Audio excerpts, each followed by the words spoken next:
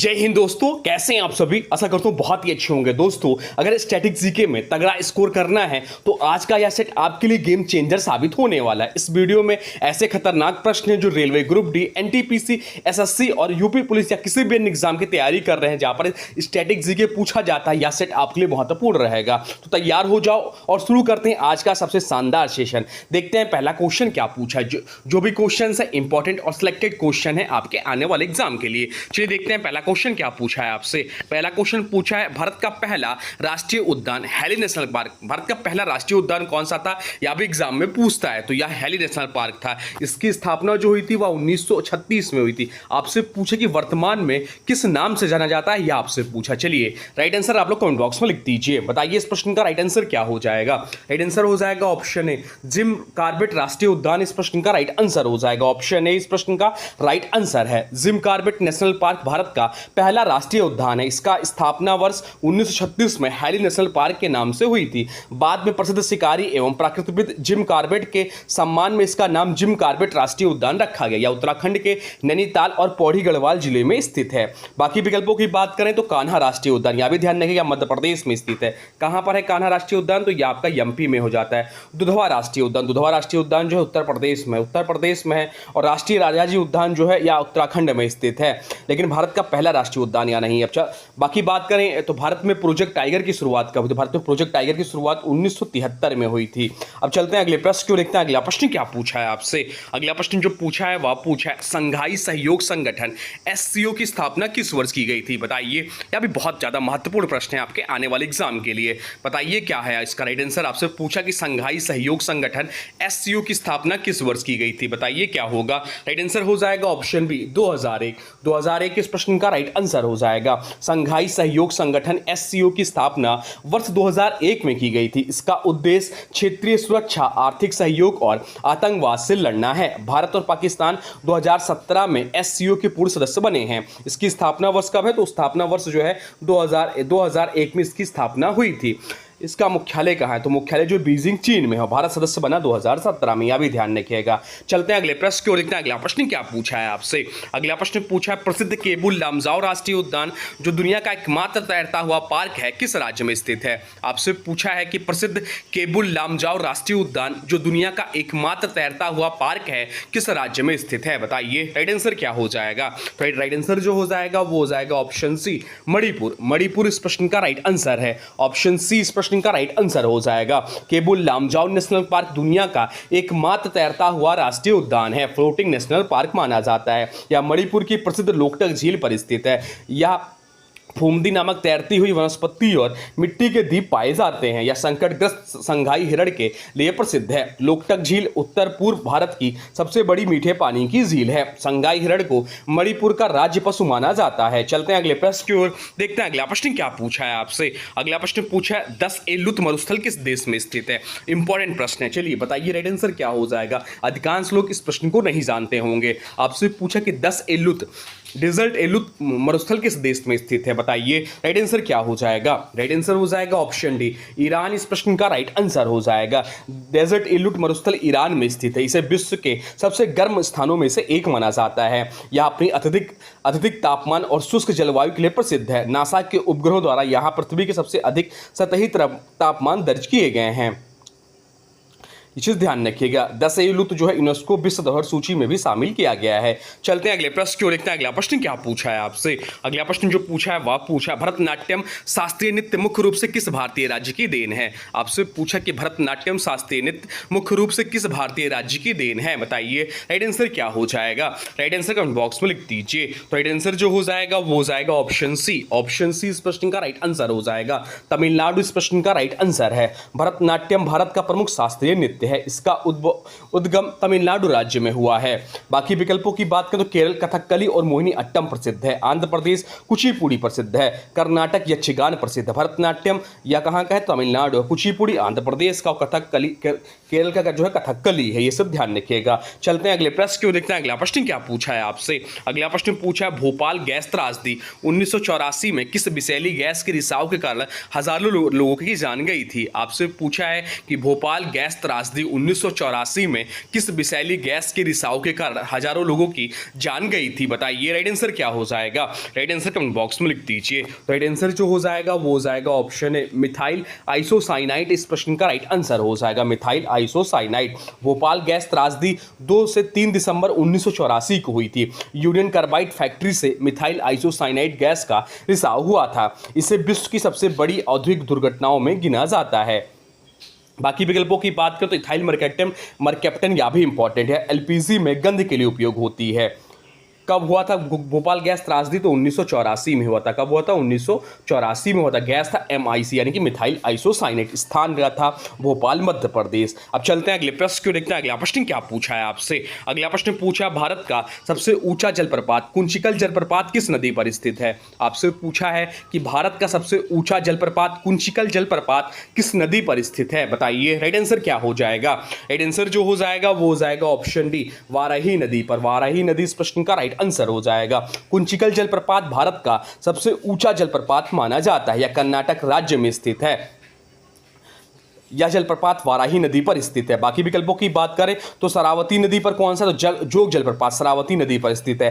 कावेरी नदी पर शिव समुद्रम जलप्रपात है और मांडवी नदी पर मांडवी नदी जो गोवा क्षेत्र की प्रमुख नदी है। सबसे ऊंचा जलप्रपात कौन सा? तो कुंचिकल है। किस राज्य में है? कर्नाटक में है। किस नदी पर? तो वाराही नदी पर। एग्जाम में क्वेश्चन पूछता है, इसको रट लीजिए, ध्यान दीजिएगा, इस प्रश्न पर बहुत ज्यादा इंपॉर्टेंट है। अब चलते हैं अगले प्रश्न को देखते हैं। अगला प्रश्न क्या पूछा है आपसे? अगला प्रश्न पूछा है भारतीय संविधान की प्रस्तावना में सामाजिक, आर्थिक और राजनीतिक न्याय का आदर्श किस देश की क्रांति से लिया गया है? आपसे पूछा है कि भारतीय संविधान की प्रस्तावना में सामाजिक, आर्थिक और राजनीतिक न्याय का आदर्श किस देश की क्रांति से लिया गया है? बताइए राइट आंसर क्या हो जाएगा? राइट आंसर हो जाएगा ऑप्शन बी रूसी क्रांति। रूसी क्रांति से 1917। भारतीय संविधान की प्रस्तावना में सामाजिक, आर्थिक और राजनीतिक न्याय का विचार रूसी क्रांति से प्रेरित है।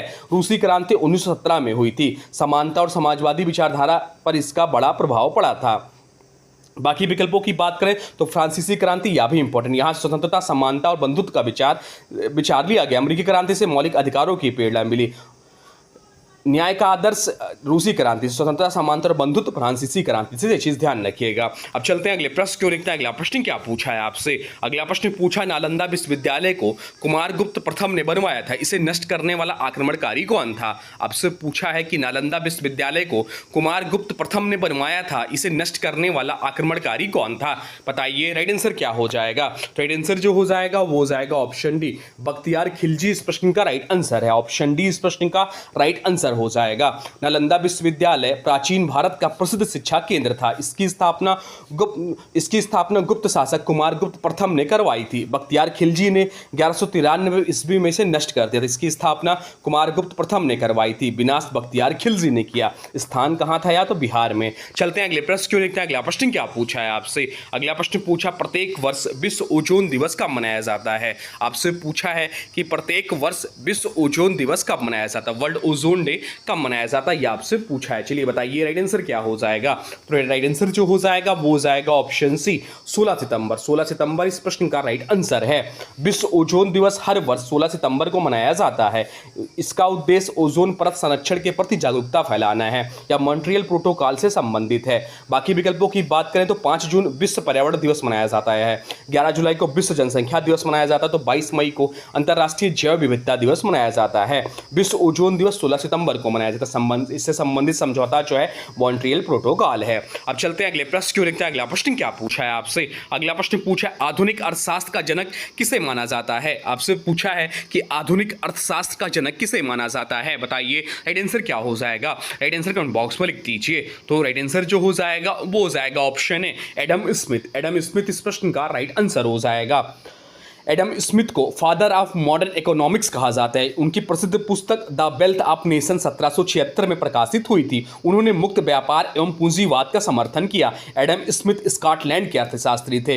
इनविजिबल हैंड थ्योरी भी इन्हीं से संबंधित है। अब चलते हैं अगले प्रश्न क्यों देखते हैं। अगला प्रश्न क्या पूछा है आपसे? अगला प्रश्न पूछा पुष्यमित्र संगु ने किस मौर्य सम्राट की हत्या करके शुंग वंश की स्थापना की थी? आपसे पूछा है कि पुष्यमित्र संगु ने किस मौर्य सम्राट की हत्या करके शुंग वंश की स्थापना की की थी? बताइए राइट आंसर क्या हो जाएगा? तो राइट आंसर जो हो जाएगा वो हो जाएगा ऑप्शन बी, बृहदत्त मौर्य। बृहदत्त मौर्य इस प्रश्न का राइट आंसर हो जाएगा। पुष्यमित्र शुंग ने अंतिम मौर्य शासक बृहदत्त मौर्य की हत्या की थी। इसके बाद शुंग वंश की स्थापना हुई। यह घटना लगभग 185 ईसा पूर्व मानी जाती है। शुंग वंश की राजधानी पाटलिपुत्र थी और पुष्यमित्र शुंग ब्राह्मण शासक थे। अब चलते हैं अगले प्रश्न की ओर, देखते हैं अगला प्रश्न क्या पूछा है आपसे। अगला प्रश्न जो पूछा है वह पूछा, विश्व गौरैया दिवस प्रत्येक वर्ष कब मनाया जाता है? आपसे पूछा है कि विश्व गौरैया दिवस जो है प्रत्येक वर्ष कब मनाया जाता है? बताइए राइट आंसर क्या हो जाएगा? तो राइट आंसर जो हो जाएगा वो हो जाएगा ऑप्शन ए, 20 मार्च। 20 मार्च इस प्रश्न का राइट आंसर हो जाएगा। वर्ल्ड स्पैरो डे हर वर्ष 20 मार्च को मनाया जाता है। इसका उद्देश्य गौरैया संरक्षण के प्रति जागरूकता फैलाना है। शहरीकरण के कारण गौरैया की संख्या कम हुई है। बाकी विकल्पों की बात करें तो 22 मार्च विश्व जल दिवस मनाया जाता है, 21 मार्च को अंतर्राष्ट्रीय वन दिवस मनाया जाता है और 24 मार्च को विश्व क्षय रोग दिवस मनाया जाता है। भारत में गौरैया को हाउस स्पैरो कहा जाता है। दिल्ली ने गौरैया को राज्य पक्षी घोषित किया है। अब चलते हैं अगले प्रश्न की ओर, देखते हैं अगला प्रश्न क्या पूछा है आपसे। अगला प्रश्न पूछा है, अस्थियों का अध्ययन विज्ञान की किस शाखा के अंतर्गत किया जाता है? आपसे पूछा है कि अस्थियों का अध्ययन विज्ञान की किस शाखा के अंतर्गत किया जाता है? बताइए राइट आंसर क्या हो जाएगा? राइट आंसर हो जाएगा ऑप्शन बी, ऑस्टियोलॉजी। ऑस्टियोलॉजी इस प्रश्न का राइट आंसर हो जाएगा। ऑस्टियोलॉजी विज्ञान की वह शाखा है जिसमें हड्डियों का अध्ययन किया जाता है या शरीर रचना विज्ञान का भाग है। मानव शरीर में कुल कितनी हड्डियां होती हैं? तो मानव शरीर में कुल 206 हड्डियां होती हैं। सबसे लंबी हड्डी कौन सी है? सबसे लंबी हड्डी फीमर है जो कि जांघ की हड्डी है, और सबसे छोटी हड्डी स्टेपीज जो कि कान के पास की हड्डी है। अब चलते हैं अगले प्रश्न क्यों, देखते हैं अगला प्रश्न क्या पूछा है आपसे। अगला प्रश्न पूछा है, भारत के किस राज्य में लोकटक झील स्थित है? आपसे पूछा है कि भारत के किस राज्य में लोकटक झील स्थित है? बताइए राइट आंसर क्या हो जाएगा? तो राइट आंसर जो हो जाएगा वो हो जाएगा ऑप्शन ए, मणिपुर। मणिपुर इस प्रश्न का राइट आंसर हो जाएगा। लोकटक लेक मणिपुर में स्थित है। या उत्तर पूर्व भारत की सबसे बड़ी मीठे पानी की झील है। इस झील पर दुनिया का एकमात्र तैरता हुआ राष्ट्रीय उद्यान केबिन लामजाओ नेशनल पार्क स्थित है। बाकी विकल्पों की बात करें, सिक्किम गुरुडोंगमार झील प्रसिद्ध है, मेघालय उमियम झील प्रसिद्ध है, मिजोरम लोकटक झील यहाँ नहीं है। लोकटक झील फुमुदी नमक तैरती द्वीपों के लिए प्रसिद्ध है। केबुल लामजाओ राष्ट्रीय उद्यान संगाई हिरण का आवास है। चलते हैं अगले प्रश्न की ओर, देखते हैं अगला प्रश्न क्या पूछा है आपसे। अगला प्रश्न पूछा, सार्क के सदस्य देशों की कुल संख्या कितनी है? आपसे पूछा है कि सार्क के सदस्य देशों की कुल संख्या कितनी है? बताइए राइट आंसर क्या हो जाएगा? राइट आंसर हो जाएगा ऑप्शन बी, 8 है। ऑप्शन बी इस प्रश्न का राइट आंसर हो जाएगा। सार्क का फुल फॉर्म याद रखिए, सार्क का फुल फॉर्म होता है South Asian Association for Regional corporation. SAARC में कुल 8 सदस्य देश हैं। इसकी स्थापना 1985 में हुई थी। इसका उद्देश्य दक्षिण एशिया में सहयोग बढ़ाना है। सार्क का मुख्यालय कहाँ है? तो सार्क का मुख्यालय जो है काठमांडू नेपाल में। सदस्य देश हैं भारत, पाकिस्तान, नेपाल, भूटान, बांग्लादेश, श्रीलंका, मालदीव और अफगानिस्तान। अब चलते हैं अगले प्रश्न की ओर, देखते हैं अगला प्रश्न क्या पूछा है आपसे। अगला प्रश्न पूछा, अनुच्छेद 368 का संबंध किससे है? आपसे पूछा है कि अनुच्छेद 368 का संबंध किससे है? बताइए राइट आंसर क्या हो जाएगा? राइट आंसर हो जाएगा ऑप्शन बी, संविधान संशोधन से है। ऑप्शन बी इस प्रश्न का राइट आंसर हो जाएगा। अनुच्छेद 368 भारतीय संविधान में संशोधन की प्रक्रिया से संबंधित है। संसद को संविधान संशोधन की शक्ति प्राप्त है। कुछ संशोधनों के लिए राज्यों की स्वीकृति भी आवश्यक होती है। बाकी विकल्पों की बात करें तो आपातकाल अनुच्छेद 352 से संबंधित है, वित्त आयोग अनुच्छेद 280 संबंधित है और निर्वाचन आयोग अनुच्छेद 324 से संबंधित है। संविधान संशोधन 3 प्रकार के किए जाते हैं। 42वां संविधान संशोधन मिनी कॉन्स्टिट्यूशन कहलाता है। चलते हैं अगले प्रश्न की ओर, देखते हैं अगला प्रश्न क्या पूछा है आपसे। अगला प्रश्न जो पूछा है वह पूछा है, इक्ता प्रणाली की शुरुआत किस दिल्ली सुल्तान ने की थी? आपसे पूछा है कि इक्ता प्रणाली की शुरुआत किस दिल्ली सुल्तान ने की थी? बताइए राइट आंसर क्या हो जाएगा? राइट आंसर हो जाएगा ऑप्शन डी, इल्तुतमिश इस प्रश्न का राइट आंसर हो जाएगा। इल्तुतमिश ने इक्ता प्रणाली को व्यवस्थित रूप से लागू किया। इसमें अधिकारियों को वेतन के बदले भूमि दी जाती थी। इस इक्ता धारक को इक्तादार कहा जाता था। कुतुबुद्दीन ऐबक गुलाम वंश का संस्थापक। बलबन जो है कठोर शासन नीति के लिए प्रसिद्ध है। अलाउद्दीन खिलजी बाजार नियंत्रण नीति के लिए प्रसिद्ध। इल्तुतमिश को दिल्ली सल्तनत का वास्तविक संस्थापक माना जाता है। उसने टंका एवं जीतल सिक्के चलाए। चलते हैं अगले प्रश्न की ओर, देखते हैं अगला प्रश्न क्या पूछा है आपसे। अगला प्रश्न पूछा है, हवाई जहाज के टायर में कौन सी गैस भरी जाती है? आपसे पूछा है कि हवाई जहाज के टायर में कौन सी गैस भरी जाती है? बताइए राइट आंसर क्या हो जाएगा? तो राइट आंसर जो हो जाएगा वो हो जाएगा ऑप्शन सी, नाइट्रोजन। नाइट्रोजन इस प्रश्न का राइट आंसर हो जाएगा। एयरक्राफ्ट टायर्स में मुख्यतः नाइट्रोजन गैस भरी जाती है। नाइट्रोजन कम प्रतिक्रियाशील एवं सुरक्षित होती है या तापमान परिवर्तन के बावजूद स्थिर दबाव बनाए रखने में मदद करती है।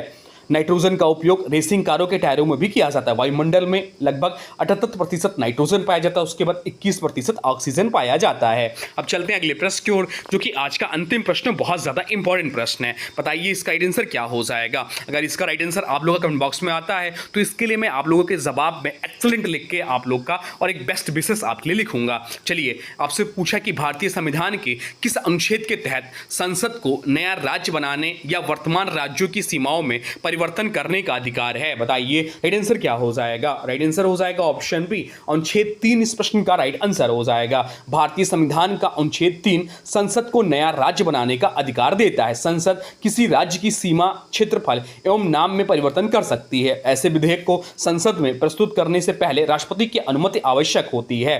बाकी विकल्पों की बात करें तो अनुच्छेद 2 नए राज्यों को संघ में शामिल करने से संबंधित है। अनुच्छेद 4 अनुच्छेद 2 और 3 के तहत बनाए गए कानूनों से संबंधित है। अनुच्छेद 5 नागरिकता से संबंधित है। तेलंगाना भारत का 29वां राज्य बना था। इसी प्रकार से राज्यों के पुनर्गठन के लिए 1956 का स्टेट रिकॉग्नाइजेशन एक्ट महत्वपूर्ण है। तो ये थे आपके टॉप 20 स्टैटिक जीके के क्वेश्चन, जो आपके आने वाले एग्जाम के लिए बहुत ज्यादा महत्वपूर्ण है। ये लगभग 7वां वीडियो है, तो अगर आप लोगों ने पिछले के वीडियो नहीं देखे हैं तो प्लेलिस्ट में जाकर देख लीजिए, आपको बहुत बढ़िया बढ़िया क्वेश्चंस मिलेंगे और आपकी तैयारी बहुत सॉलिड हो जाएगी। अब आज के वीडियो से प्रश्न है, इसका राइट आंसर आप लोगों को कमेंट बॉक्स में बताना है। आज के वीडियो से प्रश्न है, बुल और बियर शब्दों का संबंध किससे है। आपसे पूछा है कि बुल और बियर शब्दों का संबंध किससे है। इसका जो भी राइट आंसर होगा कमेंट बॉक्स में जरूर बताइएगा। और हाँ, देखिए अभी तक आपने वीडियो को लाइक नहीं किया है तो प्लीज वीडियो को लाइक कर दीजिए, चैनल पे नए चैनल को सब्सक्राइब भी कर लीजिए और वीडियो को किसी स्टडी ग्रुप में शेयर कर दीजिए। तो चलिए मिलते हैं एक नए वीडियो में, तब तक के लिए जय हिंद, वंदे भारत।